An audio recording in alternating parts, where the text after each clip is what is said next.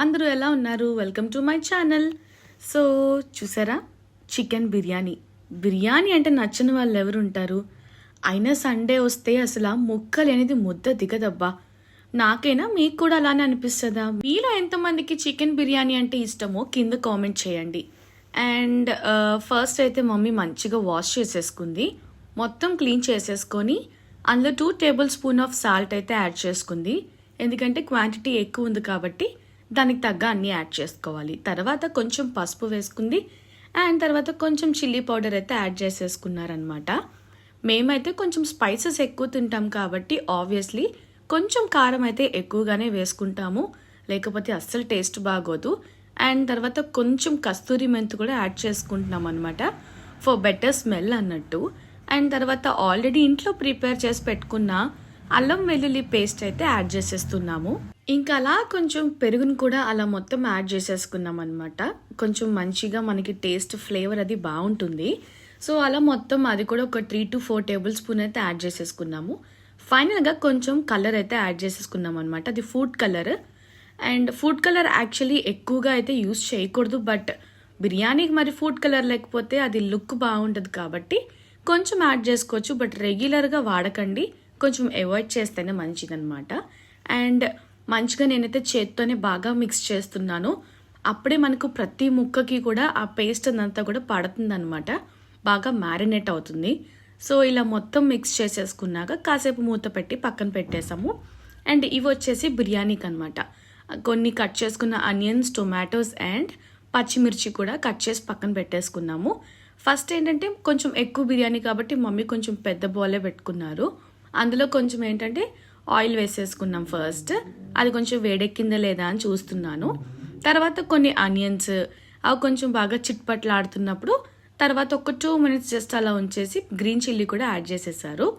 And ఈ రెండు ఏంటంటే కొంచెం మంచిగా జస్ట్ అలా మిక్స్ చేసుకున్నారు, కొంచెం ఫ్రై అయినంత వరకు, అంటే మరీ ఎక్కువ ఏం కాదు. అండ్ ఇంకొక పక్క ఏంటంటే ఆల్రెడీ మ్యారినేట్ చేసి పెట్టుకున్న చికెన్ అంతా కూడా మమ్మీ కొంచెం ఆయిల్ వేసి ఫ్రై చేస్తున్నారనమాట, పీసెస్ అండ్ గ్రేవీ కోసం. అండ్ తర్వాత కొంచెం టొమాటోస్ కూడా బిర్యానీ దాంట్లో వేసేసుకొని మంచిగా మొత్తం అంతా మిక్స్ చేసుకొని మూత పెట్టి కాసేపు ఉంచేశారు లో ఫ్లేమ్లో పెట్టేసి. అండ్ పక్కన చికెన్ చూసారా మంచిగా బాయిల్ అవుతుంది అది, అంటే ఇదంతా ఏంటంటే కొంచెం అలా బాగా మిక్స్ చేసుకుంటూ బాయిల్ చేసుకుంటే మనకు మంచిగా పీస్కి బాగా పడుతుంది అండ్ టేస్ట్ కూడా బాగుంటుంది. అండ్ ఇందులో కూడా కొంచెం కస్తూరి మెంతి అయితే యాడ్ చేసేస్తున్నాము. బిర్యానీ రైస్ చూసారా ఎంత బాగుంది, అసలు చాలా నీట్ అండ్ ఫ్రెష్గా ఉంది రైస్ మాత్రం. దీన్ని కూడా మంచిగా వాష్ చేసేసుకున్నాము. తర్వాత బిర్యానీ చేసిన దాంట్లోనే కొంచెం గరం మసాలా పౌడర్ అయితే యాడ్ చేసాము, వేసేసి మళ్ళీ కొంచెం మిక్స్ చేసేసుకుంటున్నాం అనమాట. ఇందాక చెప్పాను కదా అల్లం వెల్లుల్లి పేస్ట్, అక్కడ స్టఫ్లో కూడా యాడ్ చేసాం కదా, అండ్ ఇక్కడ కూడా కొంచెం బిర్యానీలో కూడా యాడ్ చేసేసుకున్నాం అనమాట. మొత్తం ఇదంతా బాగా మిక్స్ చేసుకొని మూత పెట్టేసి ఉంచేసాము. తర్వాత కొంచెం అది ఫ్రై అయిన తర్వాత కొంచెం ఆయిల్ అయితే పోసేసుకుంటున్నాం అనమాట. నాకైతే చేస్తూ ఉంటేనే ఓ పక్క తినేయాలన్నట్టు అనిపించింది. అసలు మేకింగ్ కూడా చాలా బాగుంది, చాలా బాగా చేస్తుంది మా మమ్మీ అసలు. అండ్ ఆ వాటర్ అంతా వేసేసుకున్నాక అందులో కూడా కొంచెం సాల్ట్ వేసుకొని మూత పెట్టేశారు. చికెన్ చూసారా ఎంత బాగా ఫ్రై అవుతుందో అసలు. అదంతా అయిపోయినాక మంచిగా అలా మిక్స్ చేసుకుని అసలు ముక్కలు చూసారా బయటకు తీస్తుంటే అసలు చాలా బాగా ఫ్రై అయ్యింది. అదేవిధంగా వాటర్ వేసుకోవడం వల్ల ఏంటంటే ఇంకా బాగా ఉడికిందనమాట, అది కూడా చాలా బాగుంది. అండ్ ఇంకా అలా ఆల్రెడీ బియ్యం కడిగేస్తున్నారు మా మమ్మీ. ఆ బియ్యం తీసుకెళ్ళి బిర్యానీలో అయితే వేసేసారు. కొంచెం అలా మొత్తం కూడా వేసేసుకొని దెన్ అదంతా కూడా స్ప్రెడ్ చేసినట్టే ఒక దగ్గరే కాకుండా స్ప్రెడ్ చేస్తున్నారు. అండ్ అలాగా జస్ట్ ఆ గరిటె పట్టుకొని అటు ఇటు టోస్ట్ చేస్తున్నారనమాట.